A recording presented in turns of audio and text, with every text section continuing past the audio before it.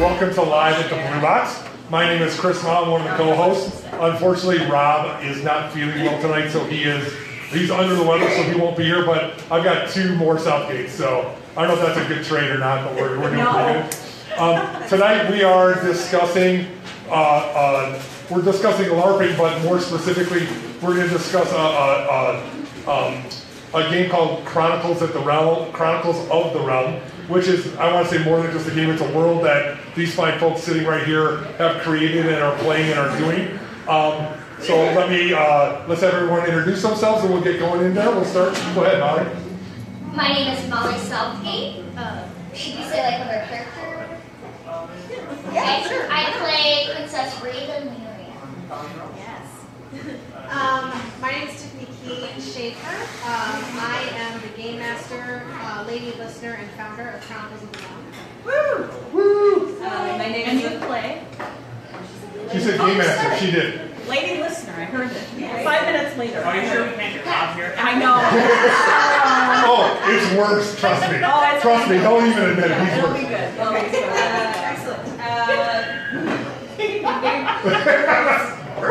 This is not going well.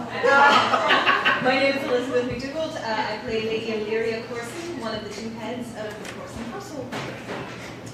And my name is Dylan Schaefer, and I play Lord Burncroft Belzen, a royal lord. Yes. My name is 30-second delay, Martha Southgate, and I play occasional mute Lady Clark. And trust me, that is the best thing for you. Oh, Just I bet you will all So- wish I was mute very soon. Yes, if not already. So great, and like I said, my name is Chris Mao. And one of the other reasons I kind of was involved with this because they kind of did like a test run a couple of days before they opened. So I got to see a lot of the material that these guys were going to be forming and kind of give some critiques on what was happening. And I'll tell you what, this thing was unbelievably awesome. From us just sitting in Tiffany and Dylan's living room and having people act it out to see what's going on, I can only imagine how cool it was on site. So I'm gonna ask Tiffany and these guys a few questions. We'll get going, and then if you guys have any questions, just raise your hand and what's happening. So Tiffany, you had mentioned that you are the co-founder and creator. Are you the only person that did that, or is there somebody else or other people involved? You know, it was a very organic process, I have to say. Like, I was probably like the initial person, the idea person Yes. behind the whole thing. My background is in theater, mainly science fiction and fantasy theater. I founded a little theater company that does science fiction and fantasy. Never heard of that. Narratives on stage in Chicago. We were playing a little bit with immersive theater in the work that we were doing, and I was like, oh my god, wouldn't this be so great, but also having people react and be able to participate as players and be a part of the experience and have their own characters. And then someone was like, well, that's what LARP is. And I'm like, oh, there's a thing that already exists that's kind of like this. I should probably look into it a little bit. And I did a YouTube search and started seeing all these great LARPs, especially overseas, especially immersive blockbuster LARPs, and being like, that's what I want to try. That's what I want to do. So I went over to my friend Mary Kate's house, and I was like, I want to do a LARP, and she goes, great, when are we going to do it? Because everyone needs that person in their life that just is like, yeah, we're going to do that thing. When? And a little bit, maybe a month or so after that, we had our first brainstorming session at Liz's house. We played this game called Microscope, which is a world-building game. Do you remember the name of the person who made the game? Oh, I can't. And my husband is going to hate me for not remembering. But the whole point of Microscope is you build the world. The game Microscope. Microscope. The game. Hey, do your job. Do your job. You're looking at who's alive. Whether someone's still alive. So Rob's mother is our official Googler. Let's go. Google.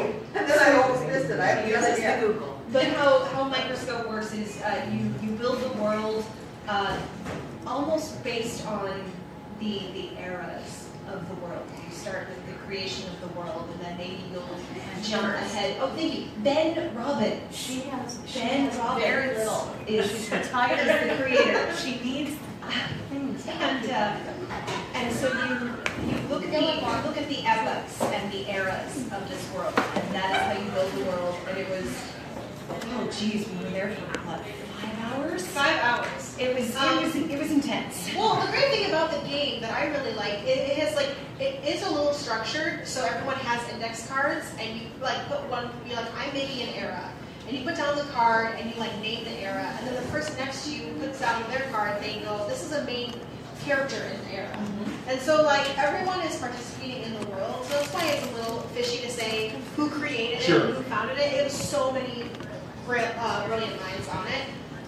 You can take the credit, it's okay. You're the mastermind. Please. Well, I didn't have all the contracts. Yes. I'm the one who's like, yeah. I'm going to officially say Dylan is your guy. He's the guy who, yes. He is the I'm going to say he's the guy. He's your guy? One thing, I understand it, but he's your guy that does that stuff, which is good. I have a question. We all need guys. So you had never LARPed? I still have never. Except we. Except for Except you did. I still have never said. Because I can't say that anymore either, because I did it. No, don't do it. Not well, but I did it, yeah. Yes. But, okay, so you had never LARPed, and when you're talking about the overseas, the immersive things that are you like the Harry Potter one in Croatia? Well, yes, it's like not that. Harry Potter. You have to be really careful. It's the Wizarding World. It's not Yes. Harry Potter, and you are not going to Hogwarts. Trademark. Yeah. You're going to Hogwarts. Yeah. Yes, that's the one that's in Poland. That's a Harry Potter. That's the big. I mean, so LARPs in general culture, what people think of when you first say a LARP is usually they think of a bunch of nerds in glasses hitting each other with foam swords. And, you know, I just have to cut it here because that's what I always say when someone says, what do you think about LARPing? And Tiffany always whacks me and says, that's not what people think about. So, obviously I was wrong. Absolutely. I think Absolutely. people think that, but that's not what necessarily it is. And you're supposed to even edgy theater. That's kind of what we do. But that's great. I mean, there is a need for that, and it is very fun. But that is only a limited scope to what a LARP can be.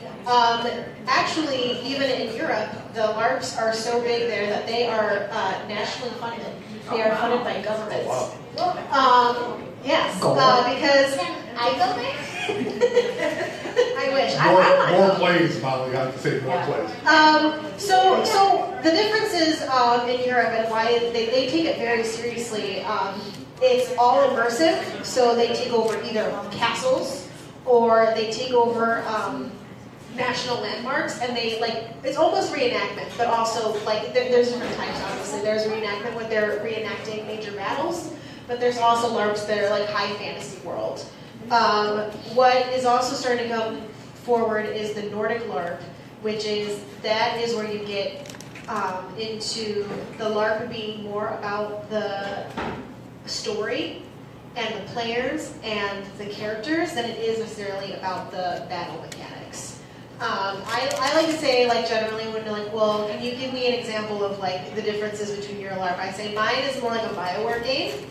If you play BioWare, it's about characters and it's about really interesting NPCs that you interact with, and then you have a storyline that your character is and you have your own personal quest, and it's more about your character navigating the world than it is about hitting people with swords.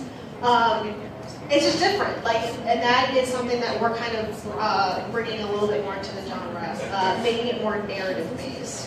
Because I remember when I was in college, people said, "Oh, LARPing," and I knew that as an excuse to wail on people with swords and hammers. In the woods, you go to the woods and we did it in the center of our common grounds at Drake University. They had a full combat day.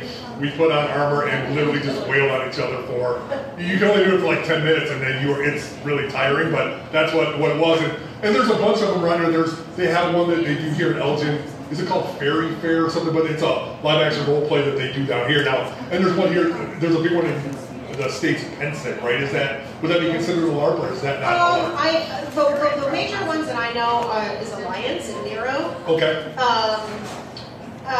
And like they do have narratives, but like it's really battle focused. Right. So like for instance, we are going to have fights in our next game, but it's a page long of mechanics. Like it's just one single page. You can get through it. Right. The other rule books are like 90 pages. Right. Where there's like there's spells and different things, and you need to know when some person yells something at you. You need to know exactly what that does to you and how much damage you take. And we try to keep it really simple because again, we're focusing on why you're fighting and not how you're fighting. Yeah, it was about the story. I mean, it was amazing to listen to these guys come in, and I'll say, Elizabeth, you were amazing, and Dylan, and you know what? I'll be honest with you. I didn't like both of you guys as characters, not personally. You're not supposed to. Your characters were. Well, but I mean, no. But I will say that I loved what you did, and after understanding it all, and I hate to say, looking back at it from the end, it was totally justified, and you guys were awesome. But you did a great job. But it's like you guys are kind of jerky and kind of whatever, and that's your role. That was Burncroft, yes. Not so much Lady Leary. Thank you, Your Majesty. Thank you. Yes, thank you, Your Majesty, for playing. No, but I mean, I thought it was great. I feel like Princess Raven is sucking up a little bit, and her mother would not be that. That's okay. That's what Princess would do. But I mean, you guys were awesome. I mean, and just from that little bit that was in there was great. Now, you guys have already had one session. Well, where did that go, and how did that go, and where was it? Oh yes, my Because I heard there were some very interesting turns in the game. Some wedding. So we have some wedding news. We have some joyful news.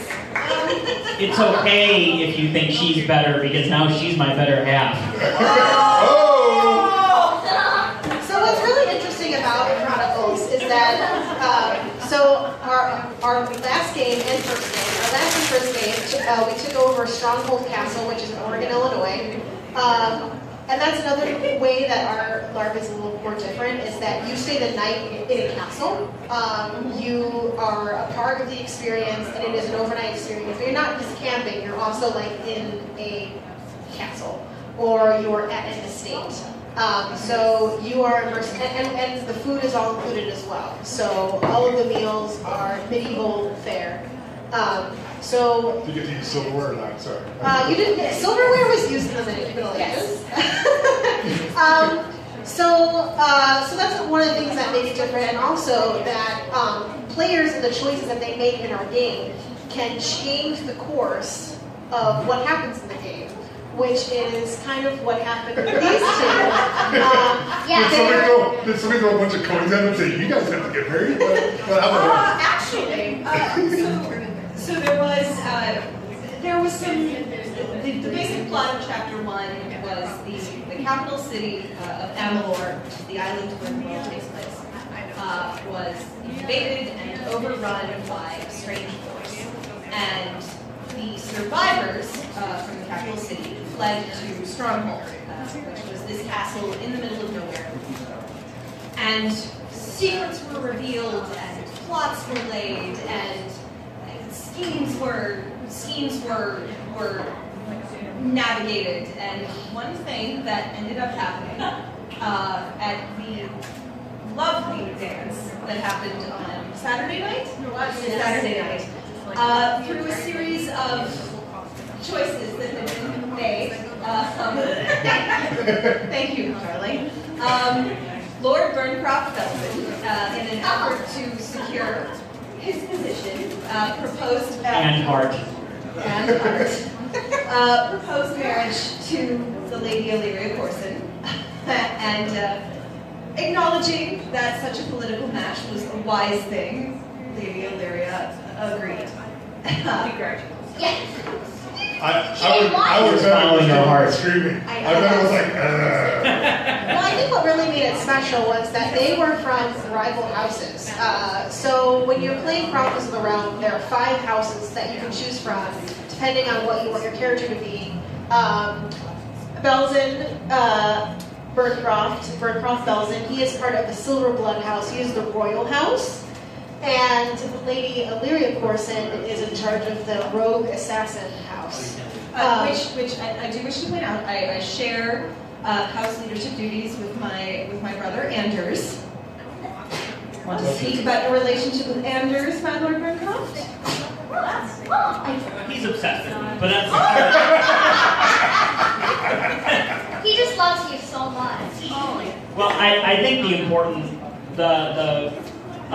most interesting part of this whole thing is that the relationship between us and this marriage was not something that was written or supposed to happen.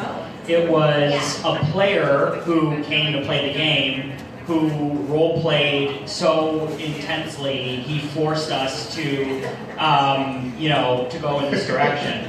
So, which is a cool thing. And I don't see his devious face anywhere in the crowd. Your devious brother. Well, he was playing my character's brother, yeah. But because of the political intrigue he was trying to pull off, he ended up creating an entire part of the story that we had not considered, which is the fun thing about this game is that it's very narrative based and we've created all of these stories and characters and arcs, but it can still be, and still is, ideally, influenced completely by the players.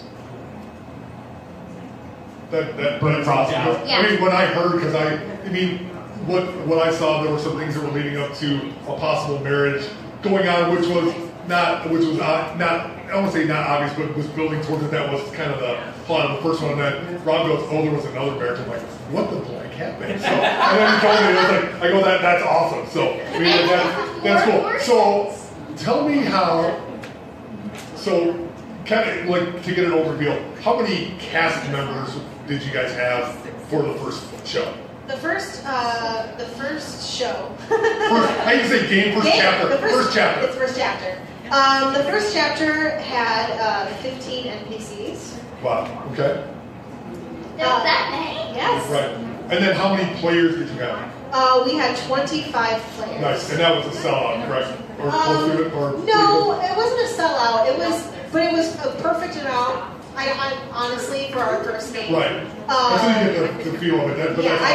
The cast was huge, so we could have fit more players, but it was a good number of us figuring out also the mechanics of the game and how they were playing out in real time.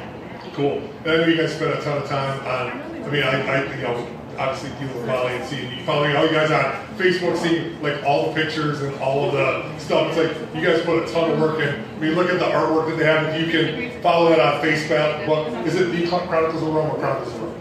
Chronicles of the Realm, LARP. LARP, okay. And on Facebook, the pictures are unbelievable. These guys are very talented artists, and they do these unbelievable plays, and their skills that lend very well to this game or this world creation, and this stuff is just amazing. So, people, if me and my friends put together something like this, it would be like, something written on a piece of paper like this and a picture on Facebook saying, hey, let's play. I mean, this is professional stuff, and it's fantastic. So, it's really cool that you guys did all that. So, how does this, as a creator and a game master, how does this wedding throw the wrench into the next chapter for you? Because as Dylan said, you probably never thought that someone would do that, or maybe you had the idea, but first game, we're going to mess up the whole thing by well, but that's the joy of it too. Like, our players are so amazing that they took everything that we gave them in terms of narrative and ran with it and owned it.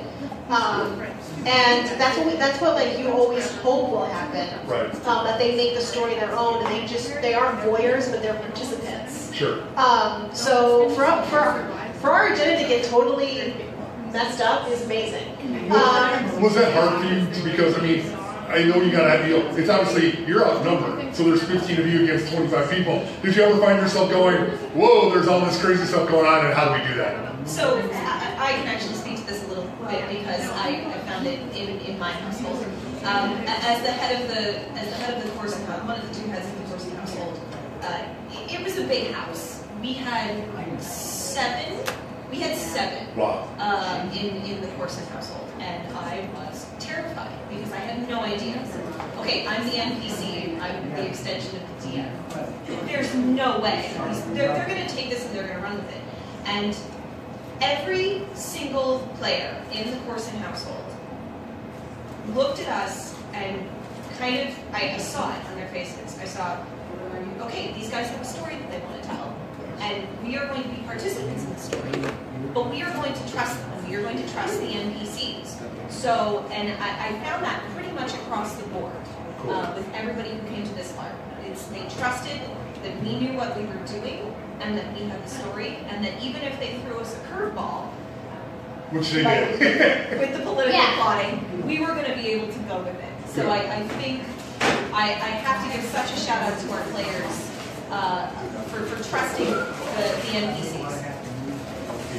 One of the cool things too, the players and the NPCs all, the NPCs also have characters that we've created, and that we have wants and desires and things that we're playing as actors. We're trying to go for what our goals are, our objectives. My character, I had already decided, was hopelessly in love with Liz's character. So that was something we went into the game with, and the players caught on to that pretty quickly because I would stare longingly at her across the room, and so they knew. I love you. Did the game master hit a special button so you pull on a trap or anything? Well, the other thing, she wanted to. The other thing too is that our characters our story was that our characters had a child together, but it was not due to a loving arrangement. It was due to a political arrangement that we were going to have a child that would be the heir to our houses. So we had this... Your house. Well, that he'd be able to leave both houses, though. That was the whole point. So we had this history already, so I talk about it constantly as a character, because, of course, having a child meant that we had to sleep together. And he would take every opportunity. He would take every opportunity to bring it up.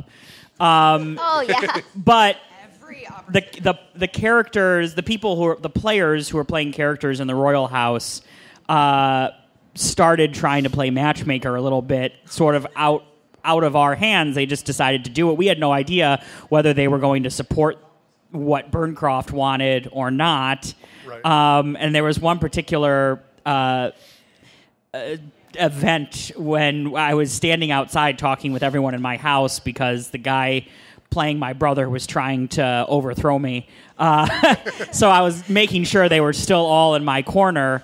And Liz came up as her character to talk to me. And the interesting thing about this is we're all actors, but I'm a pretty experienced improviser, and improvising is not really Liz's acting experience. Nope. So she was very nervous, and we were doing this scene that was not planned because we were having to make sure that my character, being the head of the house and the NPC, wasn't actually overthrown, and done in a way where the players didn't feel like we were, superseding what they were doing. We were trying to make it all still make sense, narrative and plot-wise, so that the choices people made still mattered within the game.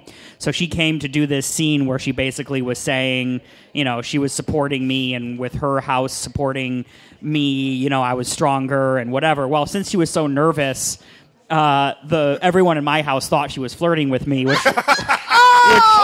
which wasn't really her intention.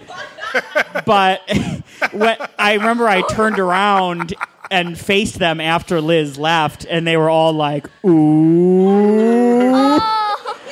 And it just sort of organically built to that being the result. So that night, Liz and Tiffany and I and a few other, of the NPCs and head people huddled together, and we were like, well... In the kitchen, planning this. And we were like, well, Burncroft and Illyria need to get married. I mean, that's what has to happen. Which is something, there were seeds for it to happen possibly later on in the series, but it was not at all something that we had planned to do. And there were actually a lot of other NPCs, actors at the ball where the proposal took place we had not had a chance to tell them. Sure. So they were like, "What is going on?" The girl who is playing my younger sister. We were able to warn a small handful of the NPCs that this was happening, and one of them we were not able to warn was my sister, and so the look on her face was absolutely priceless. I will remember it forever. Were we able to warn Mary Kate? Were we able to warn the Queen? Yeah, Mary Kate was in on the decision. No one told me. Oh, so I was like, oh, okay. So, What's happening? Well, and that's the thing too, that like I think one of the things that we learned doing the first game is that we have to be willing to kill our babies. There's a path that we watch it, Molly. Oh no, not this baby, never this baby. She could be a ghost baby. It's okay. She's like as literally the god of this world. Come back. I'm the spawn of Never. And knowing Mary Kate, it's probably in her mind. So, Did you hear what Molly just said? Actually, one of the players already made me promise I would secure Molly's safety because she's supposed to be here too. I don't know where she is, but so you're safe for now. For now. Was it that grumpy guy? Her dad? No, I'm teasing. So. She said she'll come back as a corrupted spirit and haunt you. Yes. Yeah. But in all reality, like we as NPCs and game designers, we have an idea of where we want the story to go, and sometimes we get really into that idea. But if the players make choices that negate that, we have to be okay to just be like, all right, well, that's not going to happen now. Have you ever DM'd a D&D game of really creative people and like you have this whole thing planned out, like 3 seconds in, you're like, oh my, I have nothing, I can't do it. And that happens. It's cool though, but it's good because not only are you performing, you're more part of the game by doing that. And I think that's kind of cool. Sure. So yeah, and that's what like one of the players, like for instance, another way that our LARP is different from other Nordic LARPs is that you build your own character. We do not assign you a character. A lot of the discussions are happening early on where someone's like, I want to play this kind of character. I want to be a mage. And like, for instance, I have a character who's like, I want to be a mage. I really like the moon. This is what they gave us. I really like the moon and I want to be a mage. And what do you got for me? So I'm like, okay, well, there's this moon cult. So we would have never had a moon cult had this player a moon not. Cult? Exactly. Chapter 2. Princess of the Mages. What's going on? Don't you know? She hasn't been to a rehearsal for chapter 2 yet. I think that's actually a really good segue to your character because a lot of it, like your character, is almost in the dark for a lot of chapter 1 at least. Join the moon cult. She can join the moon cult. Yes. But anyway, like it's a lot of yes-anding, right? So the player wants to be a part of, like, have a moon slant to their character. We say yes, and now there's a moon. Now there's a moon cult and moon magic, and we as designers have to develop that for this character. Cool. So again though, like we didn't have a moon cult before, but now we do because of a player. So. I sense the rule book getting thicker. No, I'm teasing. So, as more comes in, there's obviously more things to cover. So that's just part of the lore, we do we have a lot of lore. I will say that our game is pretty lore based, not mechanics based, but lore based because again, it's all about characters. So the more that you know about the certain characters that inhabit the world, the more that you are able to navigate it because you know the lore and you know the history of Amalur. Because I remember you talking about it and seeing on the boards, your players were like so enthused and coming up with ideas and like we're going to do this group and we're going to meet, and obviously a lot of them knew each other, which is awesome, and so that's really cool instead of it just kind of being like, oh, just show up and hate to say do the Nirvana entertain me. They were there to be immersed in it, and I think that's awesome because that's great. It's got to be great magically. I'm so mad I didn't get to go because the night of it was. I'll get into it. So the night that they're going to have this, I'm like, I'm going. No, it's the busiest day of the year here at the Blue Box Cafe. We have Nightmare Chicago Street outside. I can't take the day off. So I'm like, oh. And then they're like, oh, we're going to do another one in March. I'm like, please not the first week. I've had this trip planned for 9 months. It's the weekend I'm Yeah. on vacation, which is nothing. So if I can make it, I would love to, just because I'm totally into that kind of stuff. But it's cool now, and I think that was good. Martha, you had something? Yeah, I'm sorry. I just was curious. Where do you get so as you're planning the story out and you're kind of working, what are your inspirations other than like the European ways that they're doing it? Like, but where are you getting your story elements and things like that? Because they're not coming from that clearly. They're coming from games you play, books you've read, things like that. Like, yes and no. So like, definitely BioWare games have inspired this game, but only to like what is driving the game, and it's the characters. But really, like, we really kind of did build this world from scratch. We have players. Yay! Yay! Players came. So that's what was kind of really exciting about it, because it was so, like, everyone told us what they wanted. Even our NPCs, like, I want to play this type of character. When Molly came in, she was like, I want to be Mary Kate's daughter. And we were like, yes, and? That's a shocker there. So. And I want to be evil. Yeah. So, because look at her. Typecasting. Yeah. So, like, we definitely have our inspirations. Like, Game of Thrones, obviously, is another inspiration. Character-driven, political drama. Lord of the Rings a little bit. But, essentially it is our own world, which that's kind of one of the things cool. I love about it. One of the things that did inform a lot of what got built in the world was people coming in with these characters. We would say to them, okay, well, who do you want to be? What do you want to be? And so people would submit a character, and all of a sudden there would be this new facet of the Golden Bloods or of the Silver Bloods. There would be a union between two of those actors. There would be a different mage, an Alden who was adopted. Just, nobody is ever just adopted in a fantasy world. Nobody is ever just an orphan in a fantasy world. Right there, I will warn They always you. have like magical powers. Or some secret parentage that they don't know about. That's right. So yeah. One of the things that Stephen taught me, which is Liz's husband in real life. And our real photographer.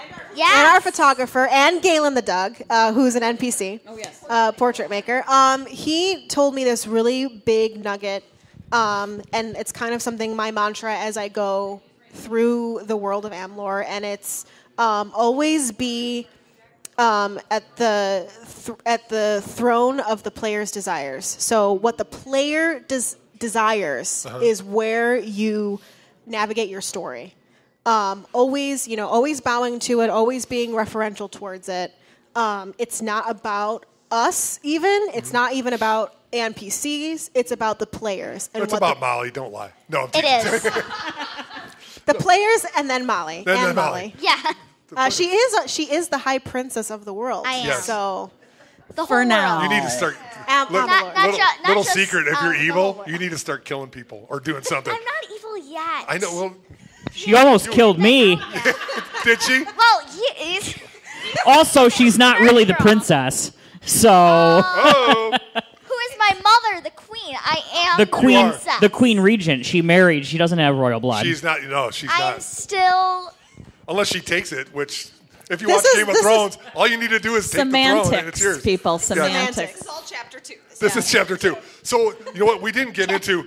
Tell me how the game mechanic works with the players, because I know there was a thing where you had like some tokens and they had things that they could do and earn and spend. And how did that work for your players? Honestly, the first chapter, it didn't work as well as we had Okay. hoped. We kind of redid that portion of Cool. it and made it more narrative based, because honestly, adding that mechanic, it was like one of the mechanics that we had, Right. and it didn't work. Sure. Because we want more freedom. That like it's about character choices making Right. a difference, and not like the money. So I know you talked about earning and stuff, but they also each had like a special thing that they could do. Is that going to go forward, or is that not going to go forward? It's not going to go forward. Okay. the last game we had tokens, and they were supposed to represent certain abilities that your character or house would have. But it ended up being like people were not sure about when to spend their money or when to spend their token. It got kind of convoluted because the special tokens and their money were kind of combined. Right. It was more like influence than it was actual money. This time, we are having an actual currency system. Okay. So you actually have coins, and there will be metal coins that you can spend. Ooh.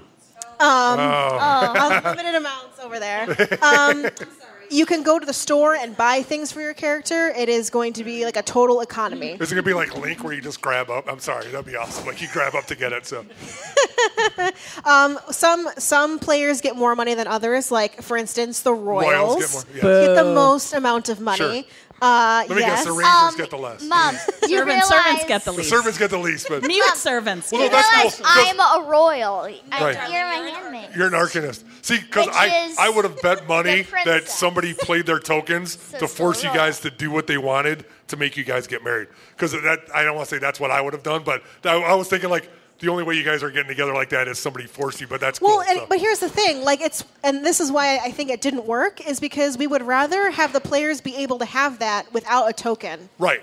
And Which is just cool. have their influence naturally happen narratively, and not so much because I have the special thing. Sure. Well, then it gives everybody a choice, and it gives you guys as directors or game masters to guide the game a little bit of a chance to wiggle it out, as opposed to be like, okay, I have to jump off the out of the window or something. I mean, I'm using that as an extreme, so that's cool. That's good though. But absolutely, where we do get more specific is like kind of more in the battle mechanics, I guess, for different houses, and also like really how we get the differentiations of like which house you choose making a difference is how you role play, because a ranger and how they role play is way different than how a courson will role play or handle a situation. So instead of it being like, a courson in Liz's house has a special token where she can sneak around.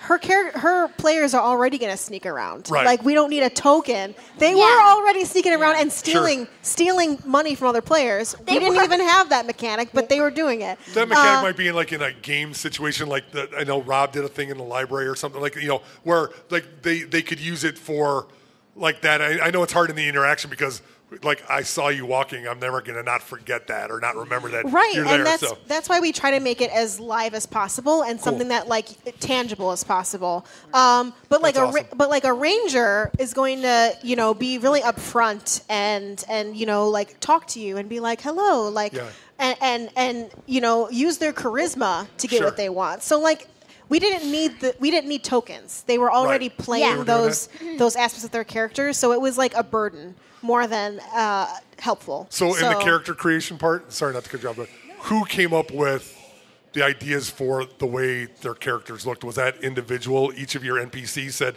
"This is the way I want to look." Are you talking about costuming? I want a costume. So I mean, obviously you guys worked with some people, but Liz, was it conscious the way you looked? Because everybody was fabulous, but you were great, and the way you played it was like I thought it was like a perfect match. I remember. You had a lot of stuff going on. There was a lot of stuff that we saw in the practice was a lot of you, and I thought it was like a perfect thing. So was that you, somebody else, everybody? There were the seeds of ideas of each of the houses being, I don't want to say color coded. But because that's the wrong. They were. But they were color-coded. I prefer theamed. The houses were themed. Let's put it that way. And that kind of came organically. And actually, I'm gonna give a serious shout out to one of our players, to one of the Corson players. But it did develop. The Arcanists somehow all ended up in the purples, and of course the Rangers ended up in the greens and browns because they're Rangers. The Aldens, Rangers. I don't even know how the Aldens ended up in the blues, but they did, and then of course the Royals ended up the Aldens weren't supposed to be in blue. Well, every single Alden wore blue. They did, and I think a lot of that was because the characters were starting to show up when we did the initial portraits for each of the characters. They were in their distinctive colors, and so you had the Royals in the golds and the silvers, and you had the Rangers in the greens, and that did leave the Corson household with the reds. and so you ended up with the characters in their appropriate colors. And what ended up happening was in a piece of fiction that one of the characters wrote, Rosalind, who plays Jordan Fenn, one of the Corsons. She actually came up with this thing where in the story she said, "It is whispered amongst those who wear the red." And I've latched onto that as a thing, and it's That's Is that your new catchphase? I'm sorry. It's not necessarily the catchphrase, but it's one of those kind of subtle things that is now spoken of about the Corson household. Awesome. It is those who wear the red, and I loved that, but it helped. It gives people it gave people something to identify with. Sure. But everybody kind of showed up in their own costumes. Everybody designed their own characters and what their characters looked like with this guideline of this is kind of what your house looks like, which for me was hard because I'm a redhead and I didn't own a lot of red. I owned a lot of green. But that's fortunately there are lovely cheap websites out there which will very quickly get you a red shirt. Yes. So. I also love that the assassins wear red because that makes sense. Yes. yeah. Don't want to show the blood on your clothes. And then the black market, they black. Market, Yes. Well, it also, red helps hide the blood. Black helps hide But it also helps like us as NPCs of being like, oh, that's a Corson, they're wearing red. Or they must be related to me somehow because they're wearing a certain color. Especially the first game when we didn't know anyone. Sure. All the players were new players to us. Absolutely. And new to each other, so it was nice for them to be like, okay, they look like they are wearing this color, so there might be affiliated. It's not something that we make mandatory. So, like, if a player is like, oh, I have only this purple dress, but I'm a golden blood, or can I come to the game? And we're like, yeah, wear what you want. Yeah. It is up to you. You're going to spray paint them when they come in, but that's no, it's easy. So. What we might end up doing, because this game is a little bit bigger, we are doing gifts for this time for all the players that come in, that special little token, and we might have something affiliated with their gift that helps it's mainly also for other players to be like, what house are you from? Right. And if they can see this thing like, oh, you have a shield, you're an Alden. Right. You're a paladin knight. So that's where it can get helpful, but it's more like a guideline, but it's not a code. Sure. It's something we are going to enforce on people. Guidelines than actual rules. Yes. There are hints of that. That's cool. Because I could see, obviously, like with 25 people, you all are going to figure it out, hopefully relatively quickly. But in real life, like you watch Game of Thrones, guys are walking down the street. You have no idea who that person is. Why would you think, oh, this is a thief? But in the gameplay of what you need to do, like you say BioWare, fighters are these big hulking guys or dwarves that walk around, and thieves look the same way. And that makes sense. Well, because you need to interact with them, and you need to know what that is. So that's really, really cool. Yes, okay, I have a question. So you started this. You have your own theater. Is it affiliated with this, or just sort of loosely? Not technically. Is it under the umbrella, or is it not just really? A It's not thing? like in terms of legality, it is not affiliated. Otherworld Theater is a 501c3, so it's a nonprofit. Okay. But what the joke is that there's Otherworld Theater. And then there's Moonrise Games. And it's a joke to myself that if Otherworld is the planet, then this is the moon that orbits the planet. Mainly for me, because the things that I can buy for Chronicles, I can use for Otherworld Theater. Sure, like, if we do a fantasy, I have so much fantasy now that... Oh, yeah. I have a whole basement full of LARP. Right.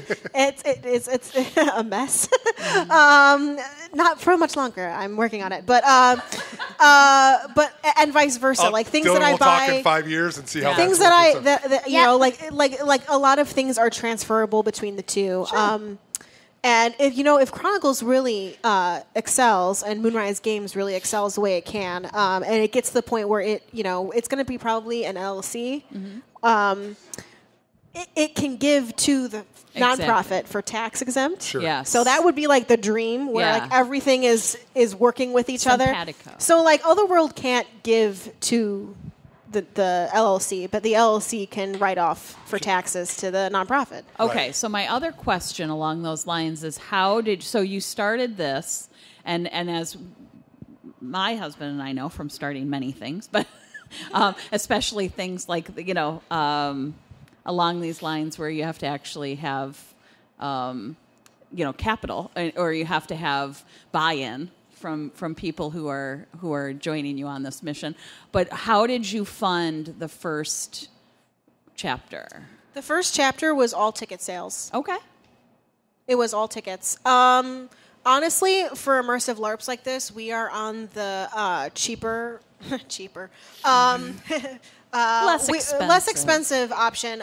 Mainly because we're starting out. Quality is high. Quality is high, but cost is low. But I mean, there are some LARPs out there that for only Friday and Saturday, it's like $600 is the cheapest option. Oh, that's crazy. Yes. This one is 2 nights and 3 days, and it's the most expensive option is $410, and that's for your own room. You can't stay in a hotel for that and eat. Right. I'm saying that. I mean, that's very reasonable. And have all your meals included exactly. and have entertainment the entire time. Right. It is an experience, and it's yes. entertainment. Well, I am. I'm not sure about you. But yeah, honestly, we're able to do it all with ticket sales. Obviously, as we grow and expand, we will start looking at investors. But for us, right now, Chronicles is slated for 3 chapters. It can extend beyond that, but we were really unsure of how this was going to work, or if it was going to work, or if it was going to play out. We didn't want to promise more than we were willing to do. I hope it extends more than 3 chapters. We have a lot of Raven to see. Molly, they're telling you 3 chapters She's for only a reason. 10, Maybe they're going to go to 4, but. What was I saying? Oh, yes. So we were promising 3 iterations of it, and we were going to see how well it did. I mean, it's really taking off, which is really exciting.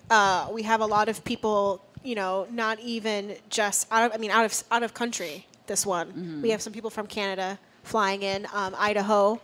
California, it's crazy. They're coming in for our game. Yeah. Cool. No That's pressure. awesome.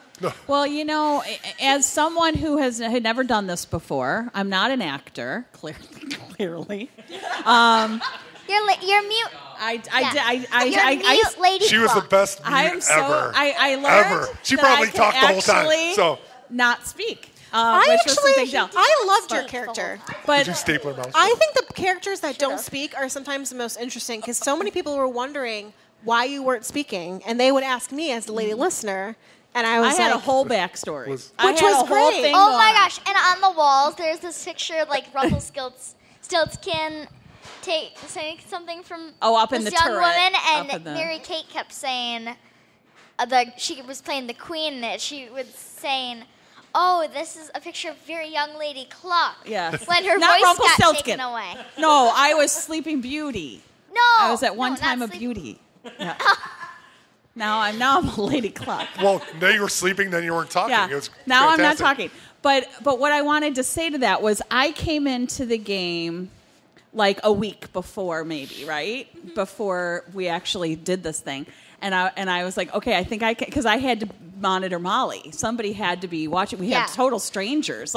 It wasn't like when we do Otherworld stuff, she knows everybody and I know she's safe and protected. But here, it was going to be in a huge castle with total strangers. So we had to have her monitored. And so I had to play a character. So on the dress went and the hat, and there we went. And the knitting, yeah. But also, with sometimes, my wood needles. You would just let me go around. You're like, "Oh, grab this." So you would let me go through the castle still, because a minute in, we knew that everyone was everyone at Well, once we were comfortable, yeah. But it was, and everyone was around there, so it's perfectly safe too. Because but for me, it was such a huge step out of the box. And I didn't know what to expect, and I had never done anything like that before. And I didn't want to leave. It was so much fun. It was It was exciting. It was just a blast. And it was over, and we were all going, no, we don't want it to end. And that's actually a good point that you bring up, the how it ended, because we didn't know how it was going to end on our end, because the players, navigate the universe for us. And you also have to check out, right? And we have to check out. I hate to say that in the real world, you have to be done. But there is like an emotional thing that I don't think any of us were expecting, and I guess it's very common in other LARPs where you're like, oh, it's over, and you're in this high aspect of living, like you're in this very concentrated high fantasy world, and then you like crash. Into another character, so and that's something that like we actually like. I reached out to the players and I was like, "Do you want us to make a little event where we just go to a restaurant after and just we're not in character, but we can talk about the game with each other and kind of it's called like a debrief. It's like you get to come down from the high around other players that experienced the thing that you experienced." And they were like, "Yes, please." We were so anxious afterward. We had like all of this energy. We didn't know what to do with it. So that was a learning experience for us. One of the most beautiful memories I have is waking up Sunday morning. Yes. Oh! Wow. Mute. Where's the mute button? It's fine, darling. Waking up Sunday morning. That memory might not be beautiful, but it is steamy. Okay. There are children in the room, darling. We stayed up late Saturday night, and then we all woke up Sunday morning, and it was one of those lovely Chicago fall thunderstorms. And it was rolling over the castle, pounding on the roof, thundering outside, a little blustery. And I woke up, and I talked to a bunch of other players and other NPCs, and they all kind of described a similar feeling where they all woke up to this thunderstorm outside of this medieval castle. And it all took them a split second to remember that they weren't actually... It's like, no, we were in a medieval castle with this thunderstorm pounding outside, and it was... it made the day cold and wet, but it was bugs and water and all. It is a medieval castle. The roof was leaking. Yes. I bet. Yeah, well, that was one of the things that we talked a lot about. Especially on the ride home was, okay, well, the castle was cool and all, but how did people feel about the bugs? And luckily, I wasn't in a part of the castle that was leaking, but apparently there were. Yes. Yeah, it was rain and bugs. There was like the one of the windows and was open, so there was I can rain tell all you that over. in my bedroom. The ceiling was just ladybugs. I mean, there was no ceiling. It was made out of ladybugs. Oh my gosh. And idiots locking themselves out of their own rooms. What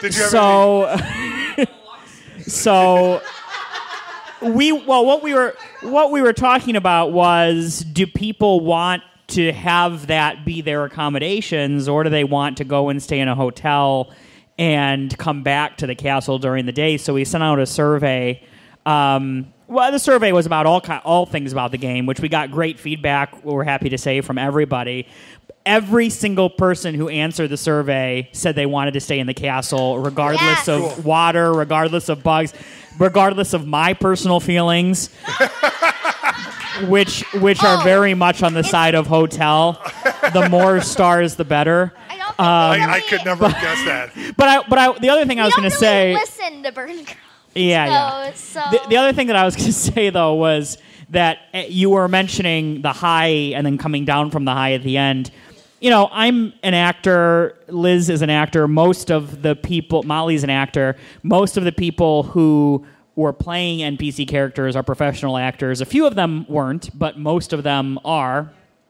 And it is like nothing I've ever experienced as an actor to be in character for that long. And my character is intense, to say the least. loud. very loud. Yeah, I needed to give my voice a rest after that. Oh, I bet. After that weekend. Yes, that's why my brother carries a drink wherever he goes. But it was, and it was exhausting, but in a good way. You know, you felt totally, but I was spent, you know, by the end of it. Sure. So I'm going to have to do like warm-ups to make, because this one's twice as long. You know, the one that we're doing coming up in March is 2 nights instead of just the one. And he's getting married, so we'll be And I'm getting married. I have to be Groomzilla, which is very much in keeping with my character. You know, lots of fun, but just, Sure. by the end of it, it's the only thing in your head. And that's all we talked about. For 2 weeks, that's all that we talked about. So it's a really cool thing. And I've never done a LARP before. You know, I'm involved in this because Tiffany's my wife and I do what she says. So I'm always doing these things. And I went into it like, okay, well, I don't know how this is going to be. And then, you know, afterwards, it was just nonstop. Mary Kate, who's one of the people who created it, started a Tumblr blog. And like the first thing I was doing was on my way home from work, I was writing a letter for her to post on the blog in character. Nice. And it's just like you just can't stop. You're like you're in the world and you just want to keep playing. Oh, so yeah. you had mentioned about having like a debriefing thing. Would you ever consider having an actual like meetup of people in character outside of the chapters? Like maybe I mean, you know. I hate to say meet at a bar, but hey, let's meet at a club. We definitely want to. It is something that, like, for me at least, it's something that, like, it's hard to plan because if I'm not doing Chronicles, I am doing something for Otherworld. Sure. So, like, I'm yin and yang back and forth a lot, swinging back and forth. But it's something that we're definitely probably going to do. Another thing, though, is that, like, there's not actually a lot of time between this chapter and the next chapter. Right. It was pretty quick because the players were like, "When is the next one? When is?" We thought they were going to beat down our door. I mean, it was like people were like, "I need the next chapter immediately." Tiffany, you had mentioned like doing it quarterly. I'm like, 3 months is not enough time for you to do that. I mean, and this is what, about 5? Is this one? Is it 5 months? 4? Yeah, 5. Which is 4, a little bit less than 5 months. 4 months. That's a lot. That's a lot to plan. I mean, and it wasn't planned before the first one. I mean, there was nothing planned. It was let's do this and see what happens. I was hoping really for the beginning of May. I'm like, or April. I'm like, please, but no. And I understand. I mean, you guys are busy. You've got, you know, you're doing all these plays. You guys are all acting. I mean, I you know, like I said, I'm on Facebook. I see you guys are in something almost every weekend. So how do you plan to get together when you guys are acting or working or living your lives? And it'll be a lot easier in the summer, to be quite honest. Like, it was like, honestly, Chronicles ended, and then it was like November, which was like Thanksgiving. Right. December, that's Christmas. Right. January, everyone's recovering. Then it'll be February, which is Valentine's Day, and then it'll be March. Right. Well, then you get into St. Patrick's Day, and it's like, oh my gosh, now it's Chicago, and we have to enjoy it. And something else that's cool though is that a lot of the players and the NPCs are. What are you pointing at? Celebrating their birthdays in March. Oh, right. Yes. I wasn't going to say that. What I was going to say was that a lot of the players and NPCs are in online Facebook groups and stuff now and are communicating in character. You know, like on our way here, Tiffany and Liz were talking about all this something that was decided about this character and plot. And I was like, when did this get decided? Like, didn't you read our 9 million post long thread about this? I was like, no, I did not. On the triple secret Facebook that you're not part of? Didn't you see that? I go like this to Rob. Oh, my God. Okay, I don't know what this means. Do you have to do something? You know, does Molly need to be doing something? And I just hand him the phone. And I'm like, I don't know what's going on I want that thread. to be doing something. Yeah, I don't know. It's all just so much. And it's like a foreign language.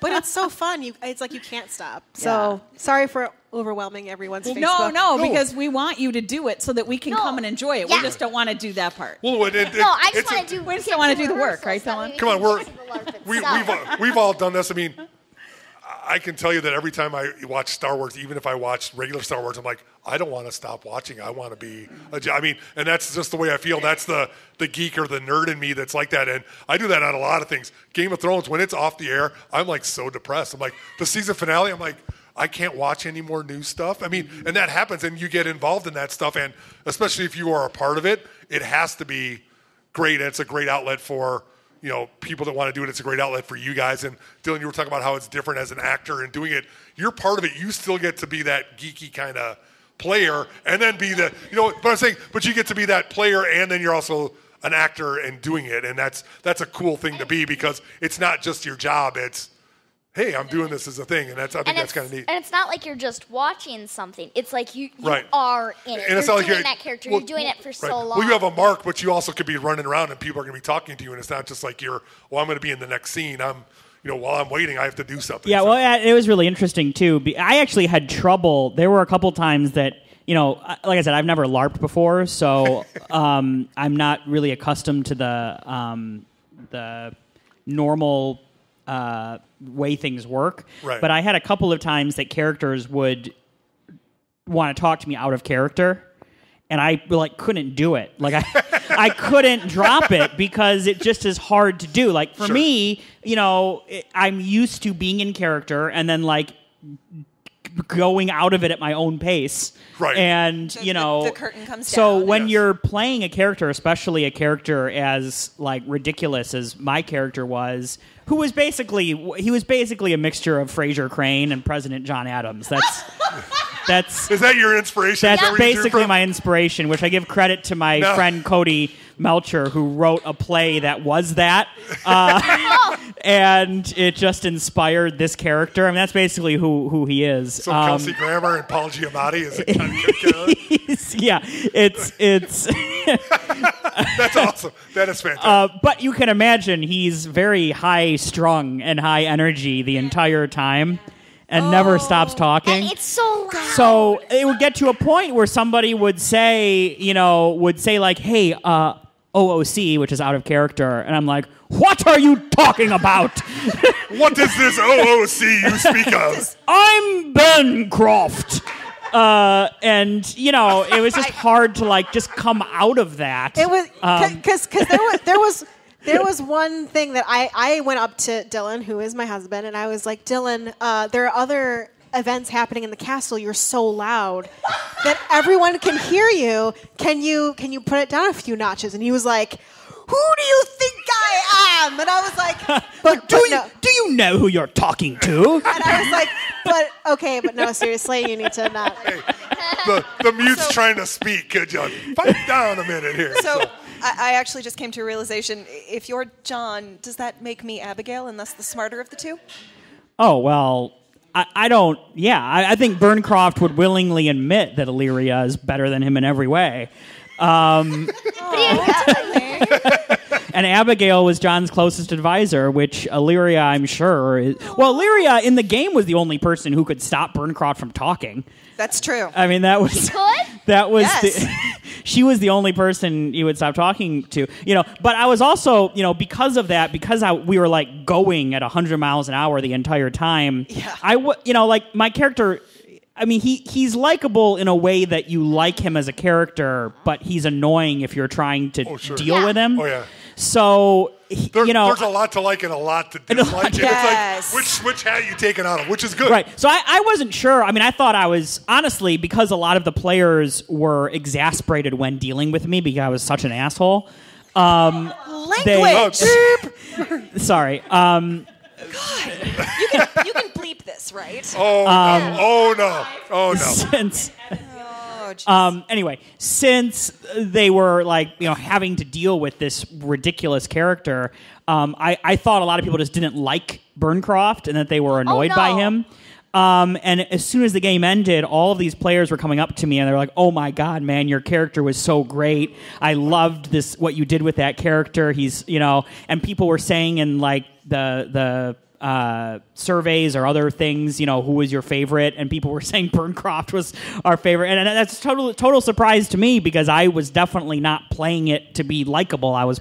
Everyone hates and loves Burncroft. Yeah, yes, it's a love-hate thing for especially Illyria. That's funny. He makes her smile. He makes her and smile. it's funny because the relationships. Because she's laughing at him? Is it out of disgust? No. The relationships that we built with the NPCs spilled over into how the players, felt about things too. Where I have a relationship, Burncroft has a relationship with a lot of the Corson house that's very similar to how his relationship is with Anders, the character who's Liz's brother, Illyria's brother, yes. Which is that Burncroft, Anders is Burncroft's best and only friend. They grew up together, and Anders is very Burncroft, Anders friends with him? about everything. You have one friend and he has none. Is that the way it works? Well, it's from Anders has plenty of friends. Burncroft has the one. Has Anders as a friend. A lot of people need to do what Burncroft says because he's a lord and a royal. But Anders, it's sort of like that relationship where they do sort of love each other as brothers, but Anders is constantly exasperated by him. But that relationship sort of spilled out into the whole Corson house where they all sort of treated Burncroft as that, crazy uncle that they loved, but was oh my God, Burncroft. And you know what? I will tell you that it explains a lot of the interaction.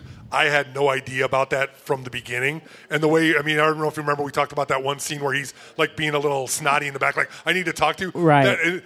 I thought that was completely out of character, and then now you explain it, it totally fits with what he should be. I mean, we would have these scenes where we'd be screaming at each other, and then 2 seconds later we'd be chatting about, it's those brotherly love kind of things where you hate each other, but then you're hey, let's go have a drink or do whatever. Blah, blah, blah. Exactly. Yeah. One of the interesting things, and I have to give such props to Tiffany because as the NPCs developed and as their backstories developed and as their families developed and as we started getting players in and their backstories and their families, Tiffany put together this family, God, I could call it a tree, but you look at this family tree and you suddenly realize that everyone on Amalur is pretty much related through blood or marriage to everyone else.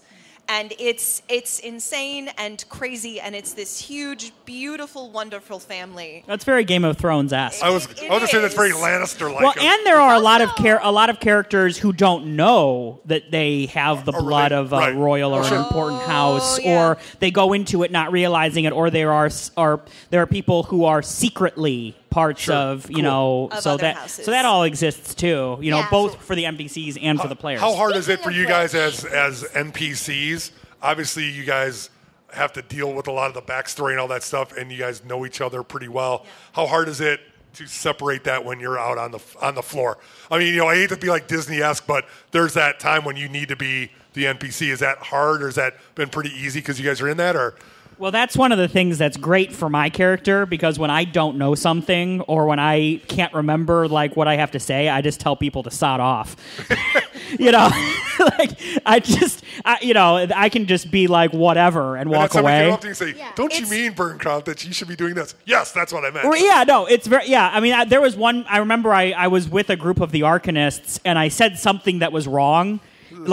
I said the wrong word, and they all corrected me, and I just glared at them and stormed off, and that I can get away with that. Liz isn't so lucky, I don't think. I am not that lucky at all, because as the sister of the person who is heading the black market and as the head of the guild, Assassin's Guild. Shush, darling. It is our job to know as much as possible about everything and everyone that is in the kingdom. That's not to say that we don't have secrets. Everyone has secrets. Certain secrets are more valuable than others. But once again, I have to give props to Tiffany because the handbook that she created and the family tree that she created and the fact that I have an entire notebook dedicated to, okay, this is about this and this is about this and this is about this and this person is connected this way and there's this secret that I should know and this secret that I don't know. And so I think a lot of it does come back to the NPCs who were so dedicated to their character and to knowing their histories that they had the information at their fingertips. Cool. Or they knew it enough that they could pull something out. So if something happened and they needed to go with it, they're like, okay, I can go with it. I can do this. Well, something else that was really cool along those lines are that, us being different types of actors, like I said earlier, we have different strengths in different areas. I mean, I do a lot of scripted work, but I've done a lot of improvisation and sketch comedy, and like kind of going on the fly is something I'm good at. It's something that Nathan Miller, who plays Anders, is very good at. Yes. And it's something that Bennett Botero, who plays the leader of the Aldens, the Knight Commander, is really good at. And Bennett and I actually have do you have the darker hair and the beard? Yeah. Okay. Yes. And Bennett and I actually have a history of improvising together and doing a lot of projects together. Which helps tremendously, I'm sure. It's very interesting that different people have different ways of working. Liz had these binders of scripts with all of these scenes and all of these notes. And Nathan and I would get together and be like, okay, we need a scene to happen, and here's the things that we need to happen in the scene. Right. And then we would just boom, boom, boom, boom, boom. We're like, okay, we got it. It needs to last 10 minutes. And Let's go. Yeah. Right? Yeah. And the same thing with, we were in the castle. The game was about to start, and I was like, hey, Bennett, I feel like we could do a scene here. And he was like, okay. And we did a whole scene that like ended up being a scene people loved because it turned out to be an important scene that established our two characters' relationships with each other, but it was not, decided on. So it's very cool. But then, that's not necessarily the only way to do it. You have Liz and a lot of the other characters who had everything written out, everything that could possibly happen, every possible branch. Keep also in mind, I'm the fighter in the group. You don't improvise fights. Yes, she doesn't. Yeah, those are all choreographed. Absolutely, that stuff. Yes, no, it's safety first, kids. Yes. Ooh. You don't want to get anybody to get stabbed or anything. Yeah. That's a hard thing. Well, no, it's difficult. Molly, there's a lot of multiple. You had to improvise a scene, didn't you, or something? You had to do something with Michael. Well, actually, I had two scenes in it that were set, and actually both of the scenes we had scripted, but we didn't really do what the script said. So with me, I had a scene with Mary Kate, the queen, and Michael, the corrupted spirit. And that scene, most of the time, we pretty much improvised. And I had a scene with the person that played Veros, who's one of the direct descendants, right, of the uncorrupted spirit. Yes. And so I had a scene with him, and he came up to me, and I was like, oh, we didn't plan for me to have a bunch of bodyguards around me when a stranger comes up to me. Okay, how are we going to do this now? And it was just, we're like, okay, we've got to change it. Yeah, she would be freaked out if some strange man came up to her in the woods, and which we had not planned on. Right. And I had a bunch of people that were like, no, you can't come near her. And he's like, but we have to, it's scripted. And I'm like, but wait, it says on page 3, I have to talk to her. And he's like, who are you? He's like, oh no, we set up too good an army around her. Yeah. And then I was like, no, okay, we have to talk to each other. No, it's fine. And they're like, okay. And they stood there. That was great, though. She had some pretty awesome bodyguards. I have to give some serious shout out to the Aldens. The Aldens did it, so nice. Yeah. Well, and there was also opportunities that we discovered that are helping with the next chapter of the game, which is, certain things happen. Some players injected themselves into action that they should not have been doing. Not their fault. I mean, they were playing the game, Right. But it made us realize that there were certain mechanics that we had to establish, especially for the next chapter where there's going to be actual combat. Sure. So we were able to develop game mechanics to make the combat safe as a result of the things that happened in the first game. So, everything that happened, served a purpose and helped us just make a stronger and better game. Sure. Did you have to ever interject and be like, we can't do this at all as the game master? Or was everything pretty much online? No, I was prepared to do something like that, but I didn't. Which I think you have to be, because always. It's all about safety and stuff. Sure. But we were able to solve all of those problems narratively. Good. Like I would just go up to Michael, who played the corrupted spirit, who is essentially like a spirit god. Just for to simplify it for people who don't know the world, spirit god. An evil spirit. Evil spirit god. And I was like, Michael, can you just tell these other players that they're going to get cursed if they keep doing it? Yeah. So you make it narrative, and the people get it in game and respect it in game. But you don't have to break game and be out of character. There was one thing though, right? Didn't that have to? There was one thing I thought that had to be out of character. That actually didn't have to be out of character. There was one player who got a little too drunk. Yeah. But I remember I was in a room with a lot of the NPCs, and we were staying there. Yeah, but really, I just went in there and I was like, as the lady listener, I say that you should really try to sleep. And he was like, okay. So then he went to sleep. Well, and then that's also, there is an element of being an NPC that you have to be watching and making sure that things are okay. That you can't, as much as and it's hard because you're in character, but, we're watching for any inappropriate behavior or, whether it's just someone who just feels uncomfortable, for a completely innocent reason, or if someone is touching someone inappropriately. I mean, those are things that we are looking for and will stop. And those things will stop the game because and that's something we talk about, and we say, how are we going to do this? How are we going to so in that way, there's it's not just the game master's job to do that. All of the actors are on the lookout to make sure that everyone is safe and having a good time. So as a lady listener, and this is kind of what I do during the game, even though I'm the game designer and founder and game master, is I'm essentially the go-between between NPCs and players. Mm-hmm. So if there's something that somebody feels uncomfortable telling an NPC or don't want to break the game, they can come to me and I deal with it. Right. One of the things that I will say and applaud is that we have really great house leaders, and one of the first things you do as a player in the game, you go through kind of like a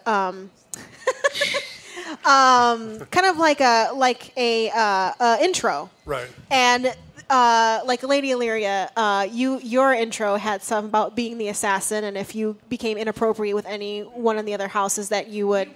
What was it? You would find yourself out your money, out on the road, and out of my good graces, which is not some place where you want to be. So the more you. Hold on. And you're wondering why I didn't like you before? No, I'm teasing, so that's good. Yeah. You do not. No. You do not, in the space of Lady Illyria, mess with anybody in her family, because it will not be good. I mean, they all had different ways of doing it. Mine was, if you do any of these things, you're out. You don't get a refund. Right. Don't F up and not. But but I was able to do it sort of in my Burncrofty, way. But it was, these are the things we take very seriously. So you need to keep that in mind. And there are certain things that there is zero tolerance for when you're, a lot of it is a lot of improvisation and yes-anding and. In that way, it can sometimes, you can sometimes accidentally go somewhere where you're not intending to, just because you're taking what someone else did and you're expanding upon it, and you're, opening the gift that they give you, and there are mistakes and there are things that aren't mistakes, and we clarify right at the beginning that if there's something that makes someone feel weird, we will talk to you about it, but there are certain things.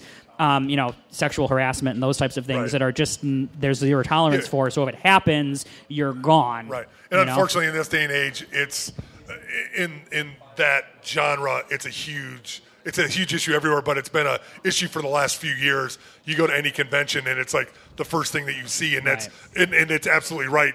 There can't be any tolerance for that, and it's got to be. That the penalty for that is. See you later. But I also think it like sets the tone for the game that like people are like, oh, they've thought about this. Right. They are taking Sure. the steps, and there are places that I can go if I'm feeling this way. It actually makes them more relaxed that we've thought about it, and that everyone is briefed even before they start the game, so everyone gets that little pep talk in the beginning. Yeah. It makes them feel more comfortable to actually game. Sure. And we say right at the beginning too Right. that we just put it out there that we don't role play around the issues of sexual assault or harassment. Sure. And well, that's an important thing to say because you watch something like Game of Thrones and there's sexual assault everywhere in that. So Right. you need to make sure that people understand that even if you're playing a character and you're not intending to really do something, Right. that's not an area where we're going to play. And it's not a joke, and it's not something that you can Yeah. just do. Because I thought Right. you guys did a great job. I think we talked about that. Those beginning, your orientation and introduction speeches by everybody were great, and it was very obvious. It's like, no means no. You're not going to do this. Listen to me. This is what it is, and you guys, and then we can all have fun. Play within the lanes that we give you, and everybody will have a great time. And unfortunately, luckily it never got out of hand, but unfortunately you need to be prepared for it because you never know. Somebody has too much to drink, something happens. It just it's stupid, but it's the unfortunate part. I mean, I know as a business owner, I'm always on the watch, always. Always. That's what I do. That's my job, is to watch for stuff that could go wrong. It's not to make stuff go right. It's mostly to do stuff that goes wrong. And as a game master, I'm sure that's the way you feel. It's like, what can happen bad here? And then we go from there. So that's cool. I noticed we have a couple of players. Guys, what do you have to say about things that are going on? Or things that happen? I mean, obviously you're not in Doctor Who dress, so you're here for something else, right? Yeah. According to plan. So it's your fault. No, I'm teasing. So 99% of your fault. So no, it's good. Did you guys have a good time? I played. My girlfriend. She had not played yet, or not played? Not yet. I like the not yet part. That's right. Yeah. We gotta get people. I mean, again, it's like Dylan's saying, there's a lot of misconception about what this is.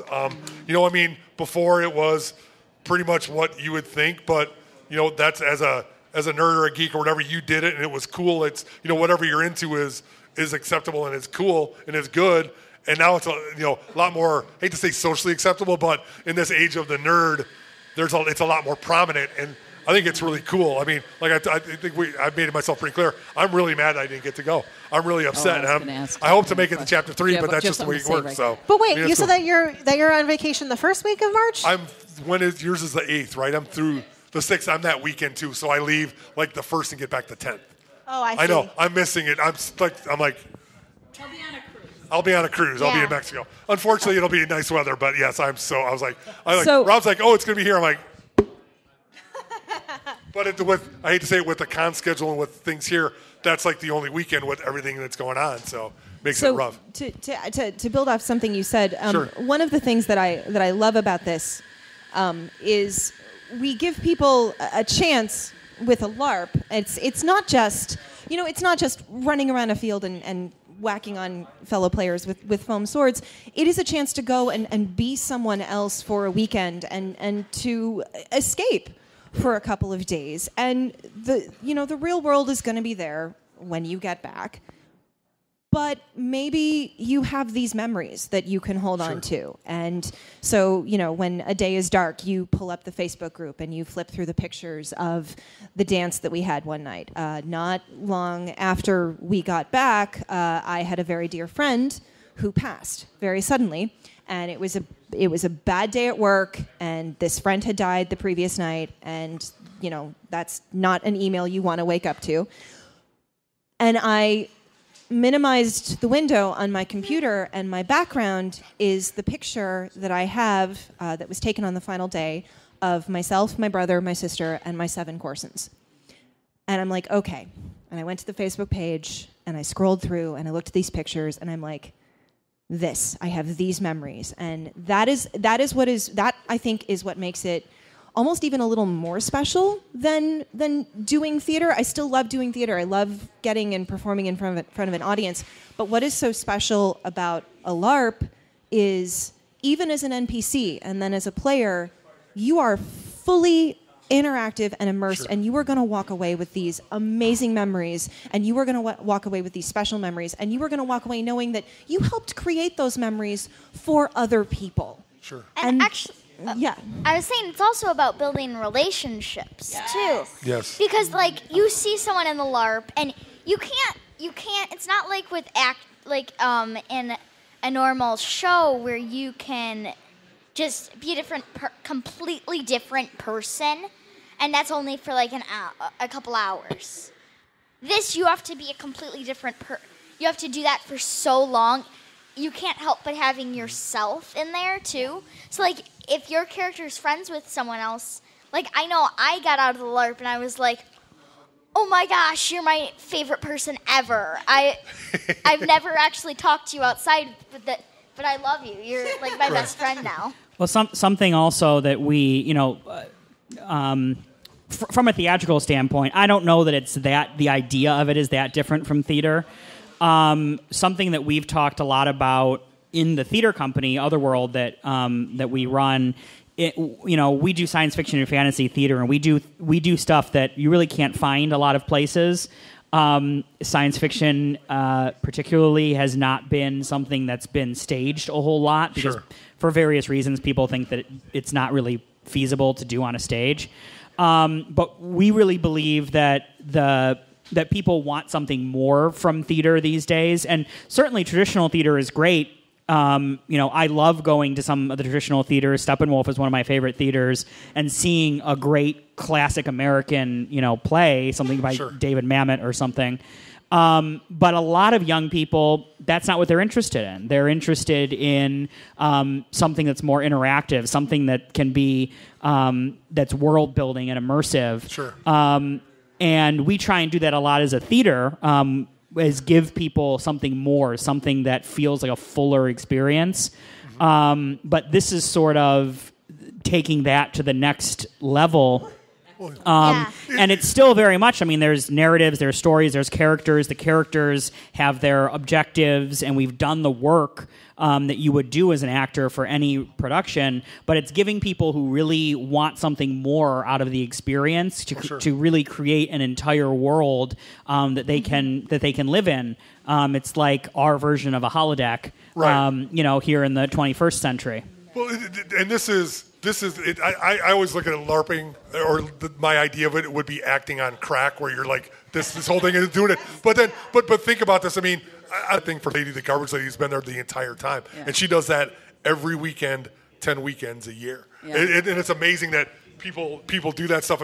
I have friends. We have people who own businesses down the street that have shops up there, and the amount of effort and the amount of escape that people get for that weekend. I'm like, that isn't my thing per se, but I can see how people do it, because if there was a Star Wars world or a Lord of the Rings world or a Doctor Who world, which I tried to recreate a little bit here, I'd be there in 2 seconds because that would be great. And that escape you talked about is huge, because I think we as life gets harder, and I don't think it's getting any easier for all of us with all of the stuff that's happening, that if you can have a weekend that you can get away, or 3 a week, a year, that's awesome. And that's awesome that you guys can provide that for people. So. What they were speaking to, as far as coming home and having your reality, hit back in, but to know that you have, they have created those characters, and they have, like Molly will go be in a play, and she's given a character.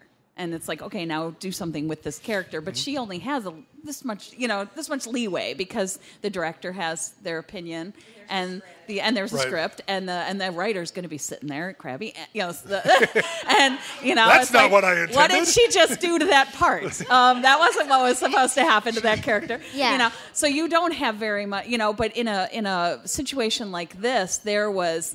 Even for someone like me who's never played a character or had to do, and to be able to just say, "Here's my backstory. This is what I've thought. This is why I'm mute. This is what's going on, and this is it." And it is completely a different experience, and you're so much more invested in what's going on and in the people around you, and it just sucks you in a whole different way than than traditional theater. But I have a question for Tiffany. So you're a director. I am. Most of the time. That's your hat, right? Yes. What did it feel like having to give up that control for this? Because you couldn't direct this. Well, necessarily. It's not about I don't really like to consider myself a director, even when I am actually directing. I like to think of myself more as a facilitator. I'm helping make the magic happen, but I also don't want to. You can't close it with a fist. Really, the hardest part of being the director or game master is taking what the NPCs, their wants and desires for their characters, and also making it work with the players, and then killing the babies is really my job. Of being like, okay, NPC, I know that's what you really want to do, and this is what your character wants and everything, but the players want to do it, the players have a character arc this way, and the player wants to do that. Your character can't do that, and the player wins. You know what I mean? And facilitating, but and weaving. And really, I've surrounded myself with people, great artists who say yes and. It's not really. I haven't really. There's really no arguments about no one really gets there. Dylan didn't cry. He wanted to be king. I want to be king. No. Yeah. He thinks he is. He thinks he is. He just tells everyone he is.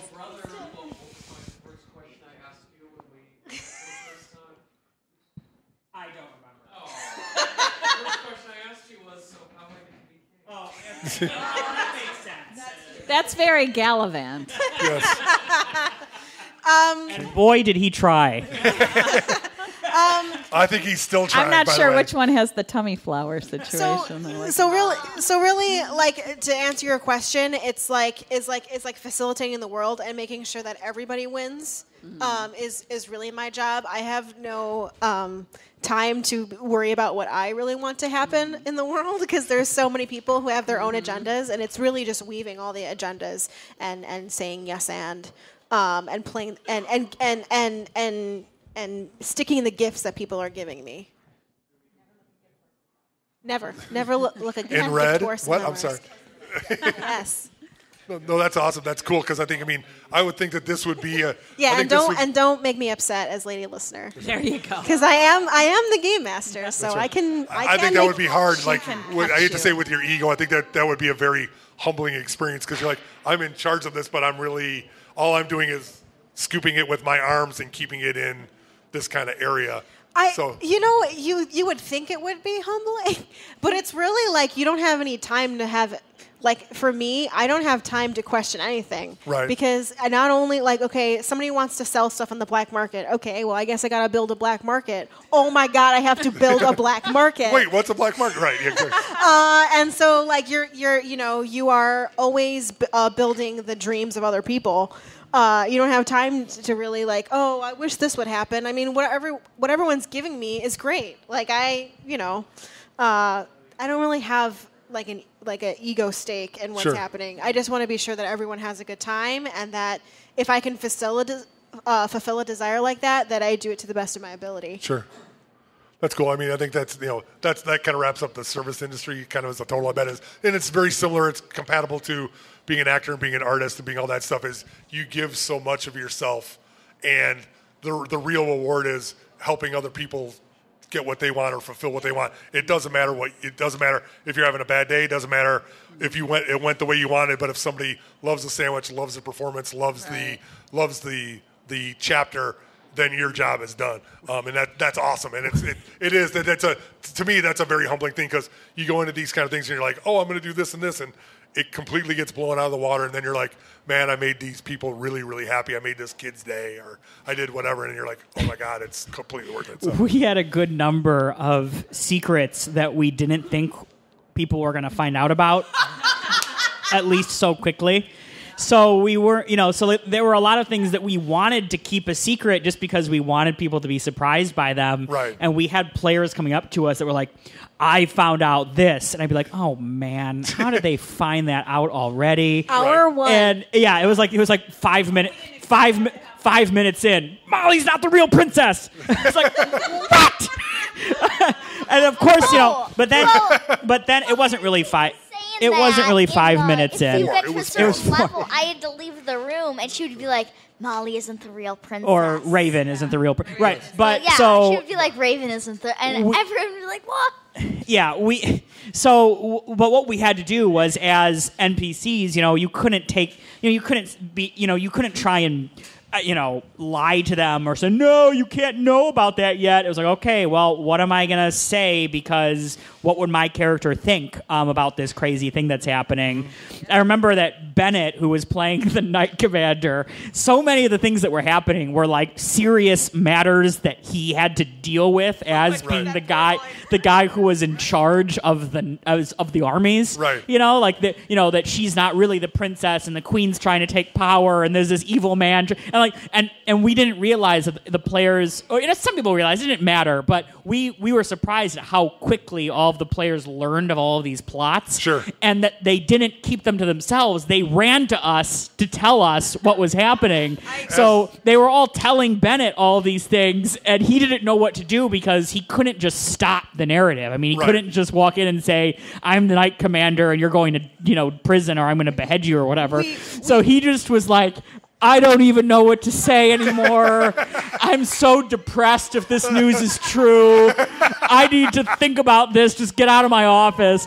And some of the players got so upset with him that he didn't do anything as the Knight Commander. Like, he didn't do enough, in their opinion, to stop whatever plots were happening, that there was almost like an insurrection. Like, some of the knights were like, we're going to take down the Knight Commander. Because he wasn't doing enough with the information they gave him. And he was just like, I'm so depressed. I just don't even know what to say. Was he the sad robot? Yes, he was. Oh, woe is me. There was a break in the action, and I went up to where the Corsons were staying, and all of the players were in one room, or were in one part of the dorm, and the NPCs were in another part of the dorm. And I'm walking down the short, tiny hallway, and I hear all 7 of the Corsons excitedly talking about all of these secrets that they've learned to each other. And I go, oh, okay, all right. So I need to not be a part of this conversation because they're talking about things that I should not know yet.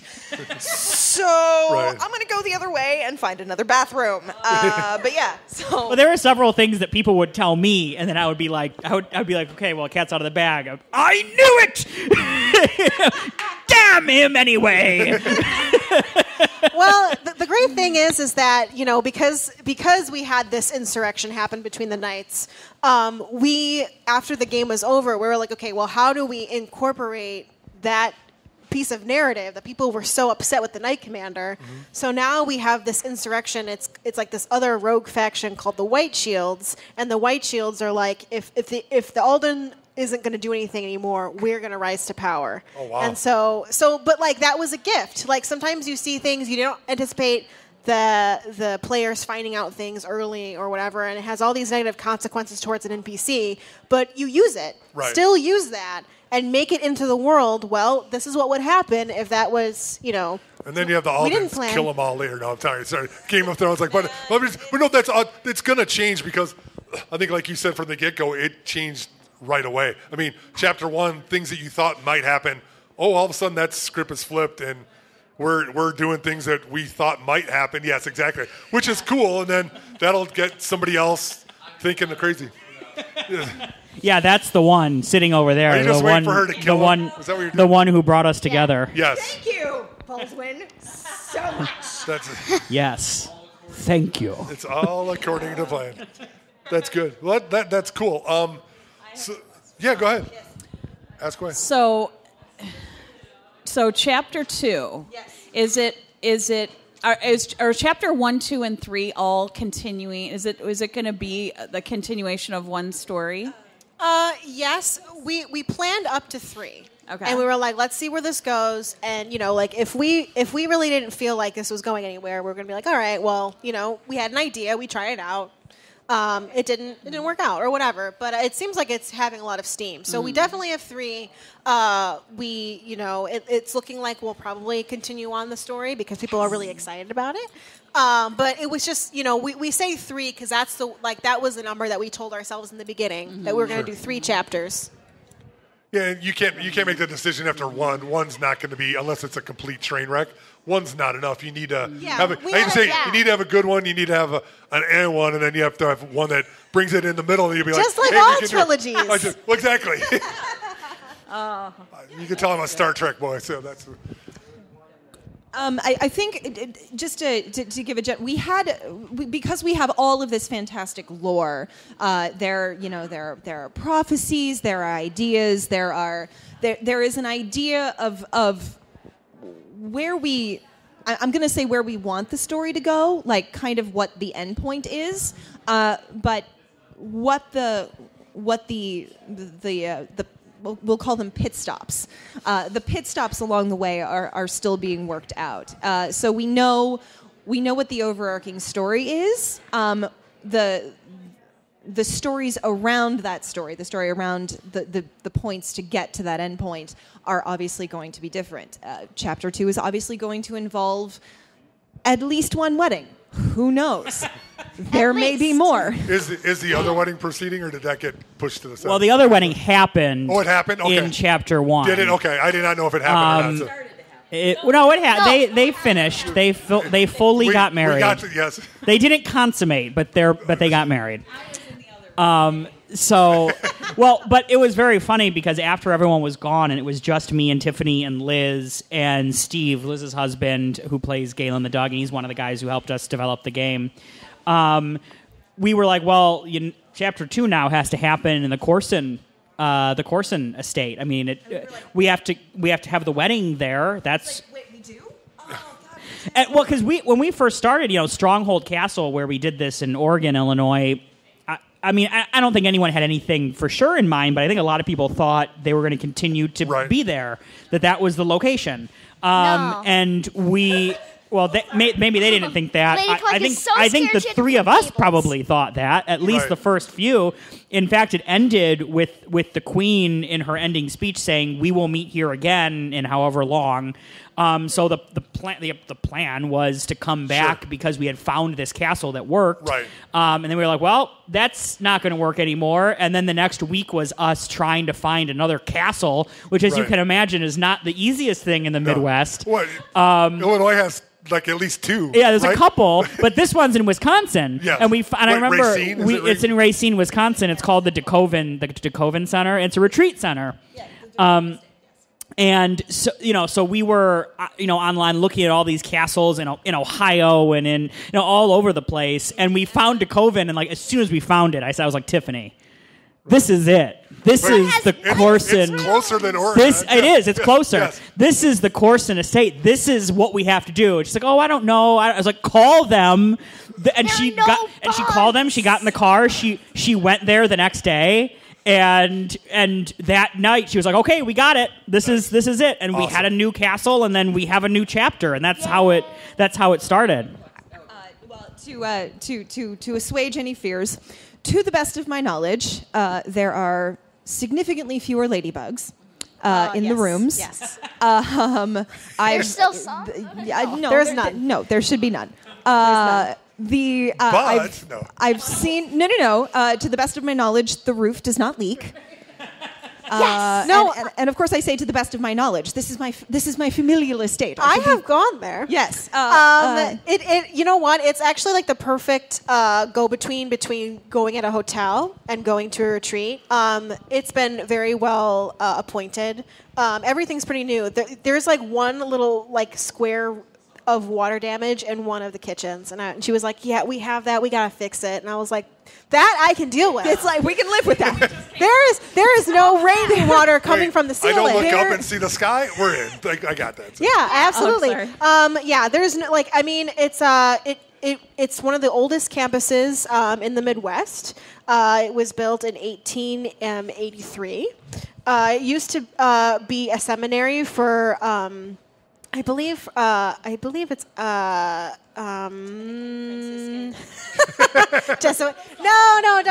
Presbyterian.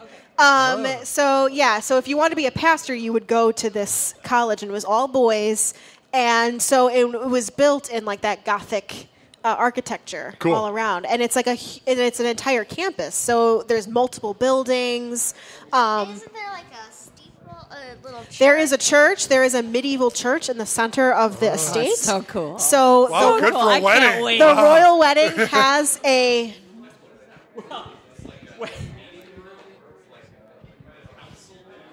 They have 2 ballrooms there.